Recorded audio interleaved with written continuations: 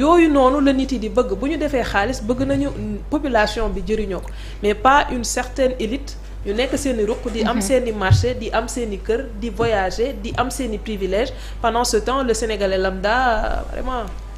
mu ngi noonu sonn ba bëgg dee. d'accord xar bi dañ ciy wax de.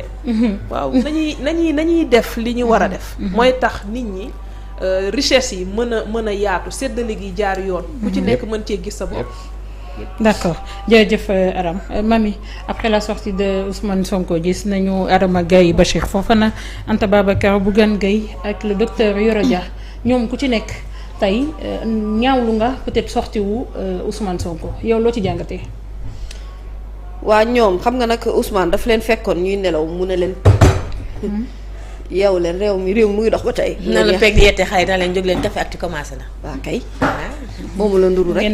kii réveil bu brutal. yow est-ce que lire nga Bougane Gueye Dany texte bi mu bind. liiral ñu ko. ayca mën nga ñu ko liiral. xam nga lu tax ma bëgg la ko liiral. Bougane Gueye Dany mu ngi mel ni kuy waxtaan ak copain de classe am boo xam ne. seq ngeen dara mais xam nga dama la mere. mais copain de classe am lañ jot naa dugg yeew yi même si yàggu fa. non xam nga lu tax du ma lire lépp sax ne bien que texte bi guddul parce que dafa ne.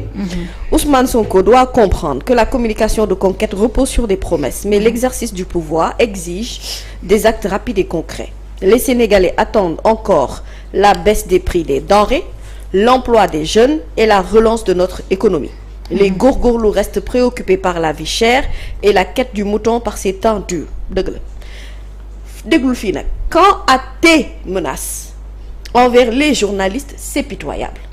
Cette presse t'a tiré des griffes de Macky Sall en mars 2021. Aujourd'hui, tu veux la liquider.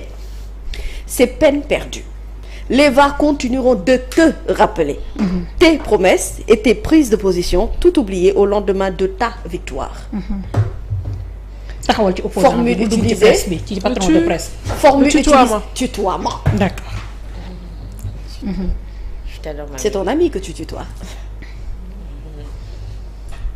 Une personne, une autorité, même quand on lui parle,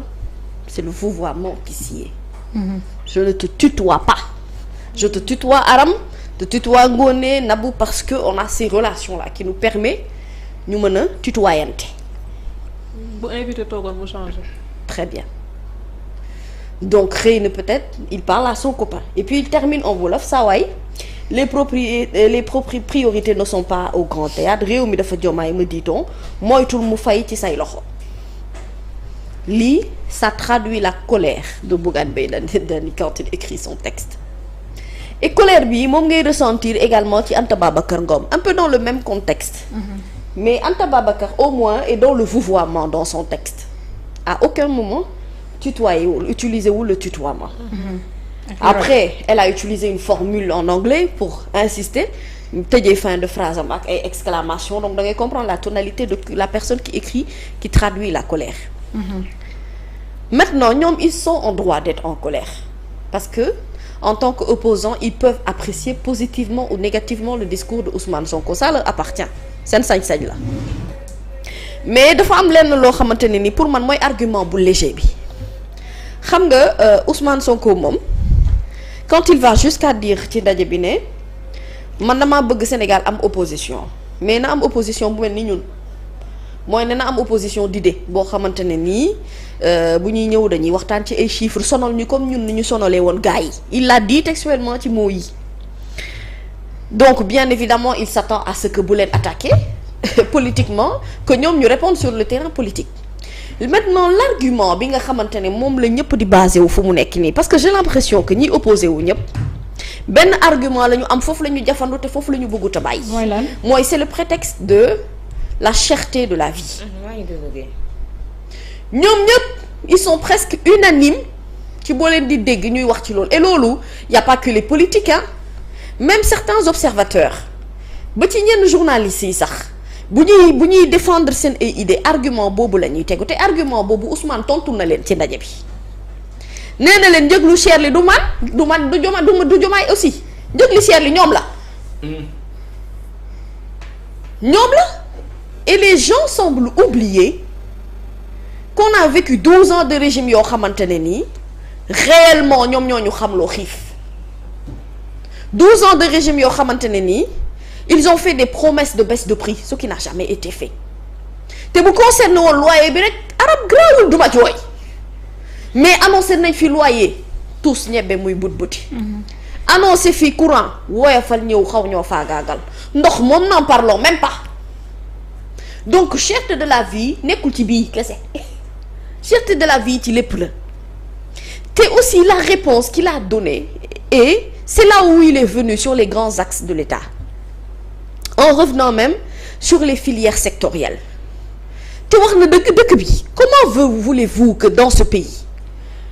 un régime ñëw en 2 mois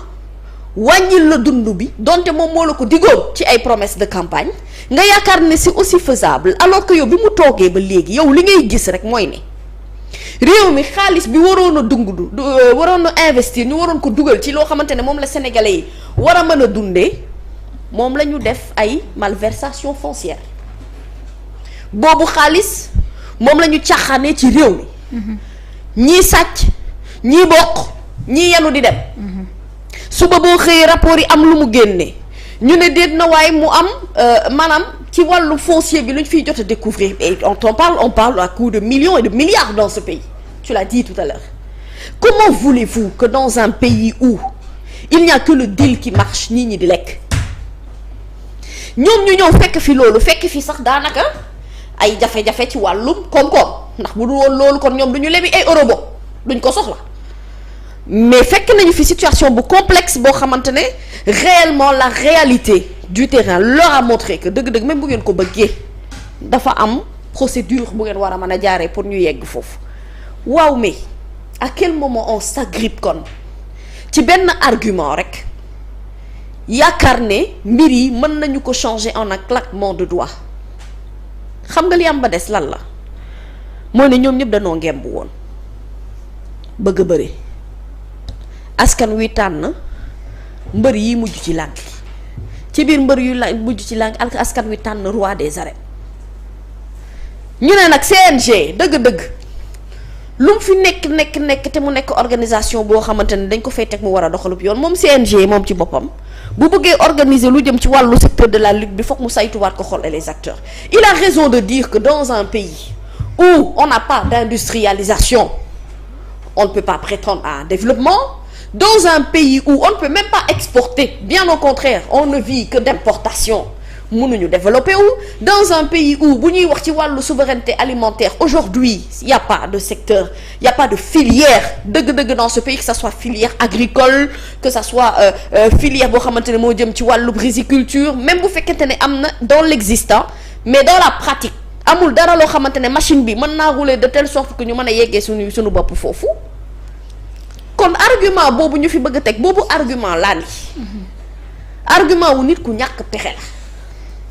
ndax booy bëggee opposé wu te amoo ci lan ngay jàpp wala amoo lu dëgër loo mën a wan a wéeru mais pourtant aujourd'hui moi j'aurais été fière de voir ces opposants là qui écrivent des textes dénoncer tout ce qui s'est passé dans ce pays pendant 12 ans et qu'on a commencé à découvrir maintenant c'est-à-dire Bougane était où quand les rapports sortaient ñuy désigner fii ay nit yu dul jeex pourquoi le texte là n'est pas sorti Anta Babacar Ngom était où ñu ne dañ doon toog di xaar ba xam régime bi ñoom fan la ñuy liggéey ak fan la ñuy toll teel na nag pour ñu wax comme waxuñu woon boobu ba tey de toute façon il a annoncé et dit pour la 2e fois parce que waxoon na ko fan yële passé bi ñuy def seen campagne de nettoiement bi comme quoi que bientôt dinañu wan plan bi nga xamante ne moom la ñu fas yéene teg pour wàññi dundu askan wi mais dans ce pays là il n'y a pas que dund gi bien que dund gi lu important la il y a aussi un mode de fonctionnement il y a des projets yoo xamante ne moo ñuy conduire ëllëg à ce que ñun ñu mën a nekk benn pays boo xam ne pays bu indépendant lay doon boo xam ne du nekk wéeru sukkandiku ci France ak yeneen i réew pour war a mën a dund buy war a mën a permettre ñu mën a résoudre li nga xamante ne moom mooy dette yu bari yi ñu fi fekk yépp ak jafe-jafe yi ñu fi jot a fekk en fait cette politique politicienne ils se sont sentis tellement piqués si dañ leen a piqué ñu jam ko ñoom dañoo sentir ne lii vraiment kii daal kii man lay waxal kii li muy wax nii lii daf maa naqari donc man forcément damaa war a am envie tontu mais tontu bi dans sa légèreté à la limite il n'y a rien de profond lu ñuy war a mën a téye dans la réplique bi nga xamante ne moom la ñu en fait c'est s'opposer pour s'opposer parler pour parler ou à la limite bëgg a créer sa bopp maanaam benn posture noonu boo xamante ne amu fii gis nga réew man damaa d'accord ne Aram opposition daf cee baax ndax mooy doxal démocratie ñun ñëpp mënuñoo bokk gis-gis ku ne am nga sañ-sañu itam gisee na la neex mais comme je dis souvent on ne peut pas exiger de quelqu'un le respect quand nous-mêmes nous ne nous respectons pas et nous ne respectons pas la personne à qui nous parlons pour kooku delloo la cër wi dafay jafe il faut yow nga jox sa bopp cër jox ko cër moom ca na ngay waxee